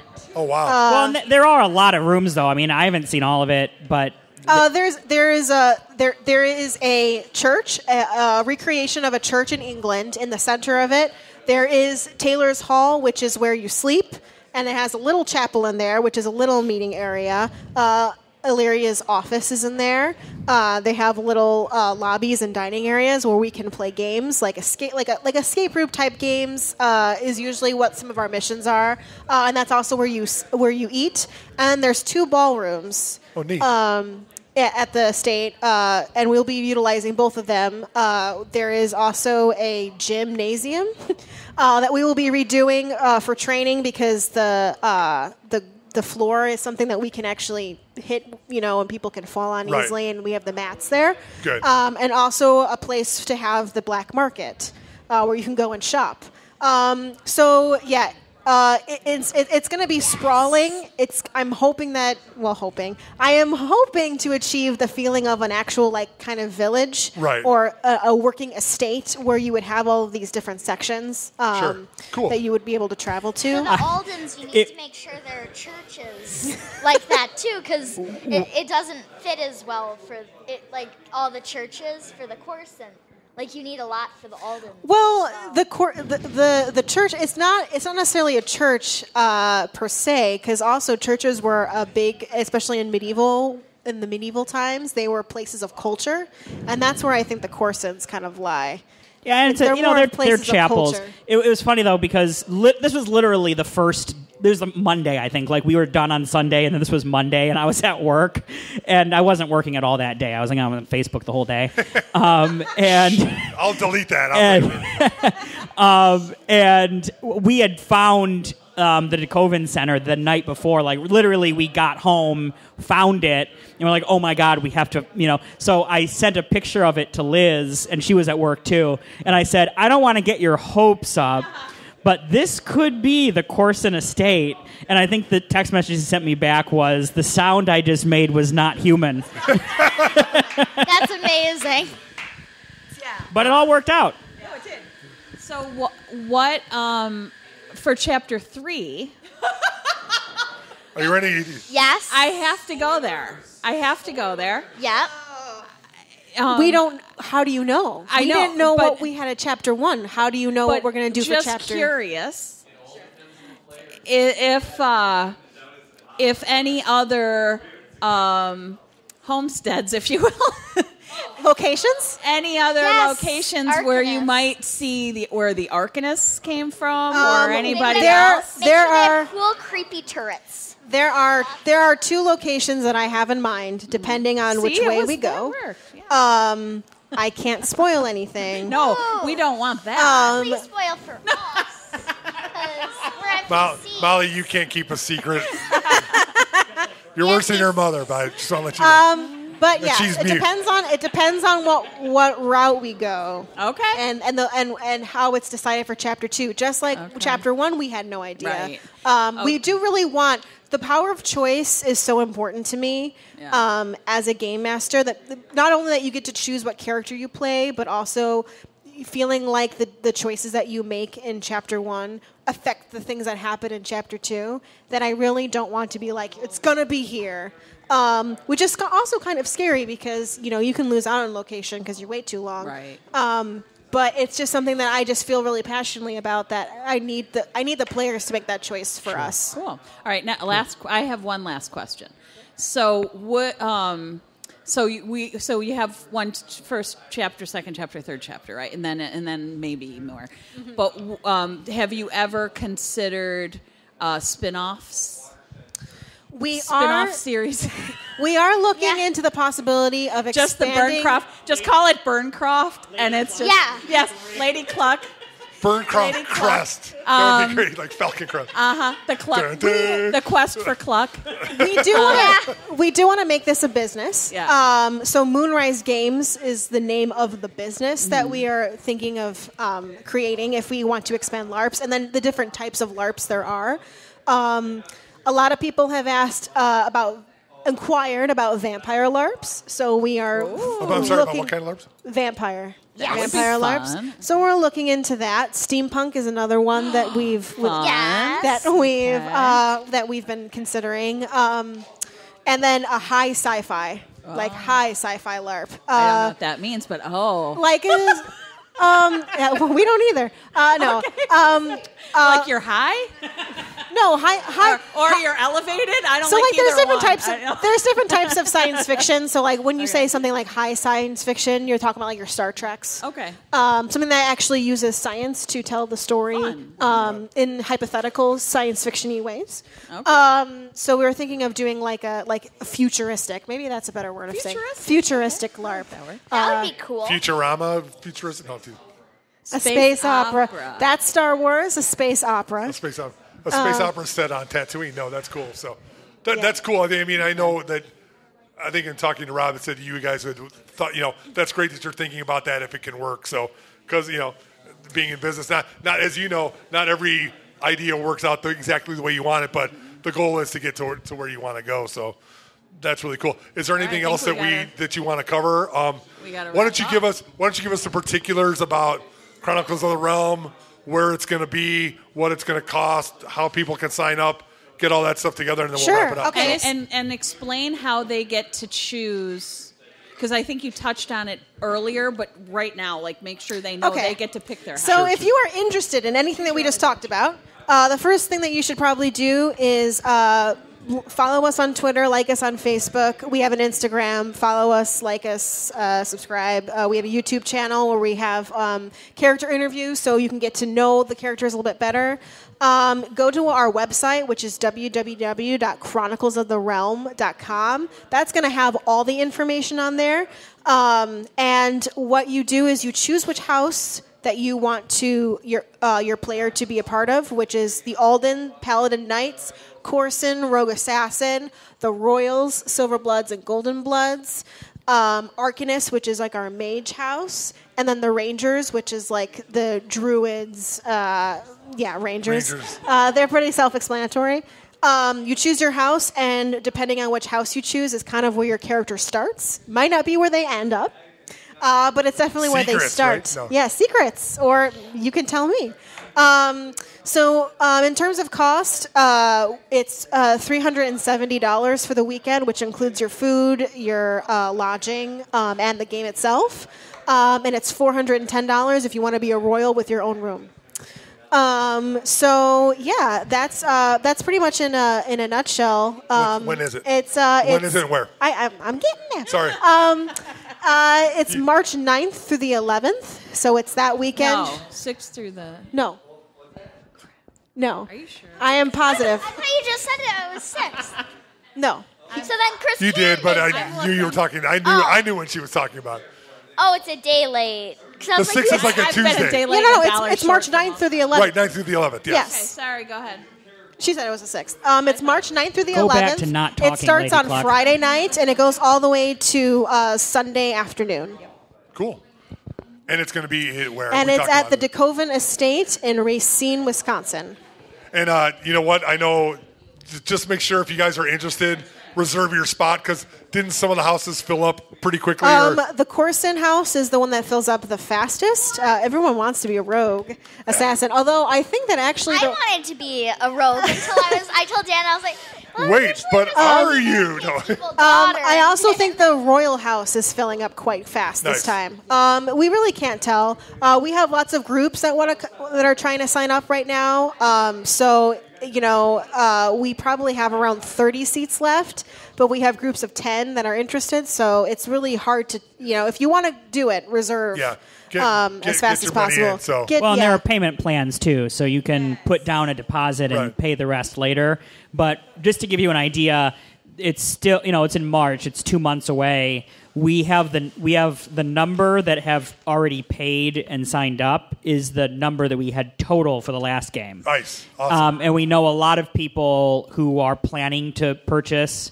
And if everyone who's expressed interest buys a ticket right now, I think we are totally sold out, if not oversold. So nice. That's awesome. So, guys, just I want to thank you guys for coming out. I'm going to have everybody say their name again, give any social media if you want, and then we'll wrap it up. And thank you guys for coming out. So go ahead. My name is Molly Southgate. I play Raven Lyrian. You can follow my food blog at What's Molly Makin' on Instagram, Twitter, and Facebook. Excellent. That's it. My name is Tiffany Keane Schaefer. I am one of the founders and game masters of Chronicles of the Realm. You can find me on Facebook as well and Twitter. And I also founded Otherworld Theater, and we do science fiction and fantasy. So if you're interested in that, find us on Twitter and Instagram and I know Facebook this is as on well. radio. I gave a thumbs up. It's awesome. If you can see any of their shows, I would run. So thanks. So sweet, so sweet. Elizabeth MacDougalnd. I am play Lady Illyria Corson. I am an artistic associate with Otherworld Theater Company. I am also an artistic associate with Babes with Blades Theater Company, and I am an ensemble member with Idle Muse Theater Company. So if you want to see what I'm doing, check out the Facebook page of Otherworld or Babes or Idle Muse. And I'm Dylan Schaefer. I play Lord Burncroft Belzen. Otherworld is a big part of my life as well. I'm an ensemble member and do a lot for that company. Otherworld Theater with an RE.org is the website you can visit, and I do a lot of the work on that website, so you can enjoy my pretty online pictures, handiwork. Yes. I don't know how to tweeter, so I don't do that. But I am on Facebook, I guess, as like my personal page. But Otherworld's page and the Chronicles of the Realm stuff is where you can find most of my information. All right, I'm Martha Southgate. I am co-owner of Southgate Media Group. You can find me there, I suppose, if you want to. Otherwise... so you can hold your phone to your I am husband. Lady Cluck. and Mute and I am Chris Mao. I'm co-owner of the Blue Box Cafe, where this edition of Live at the Blue Box was taped and seen and recorded.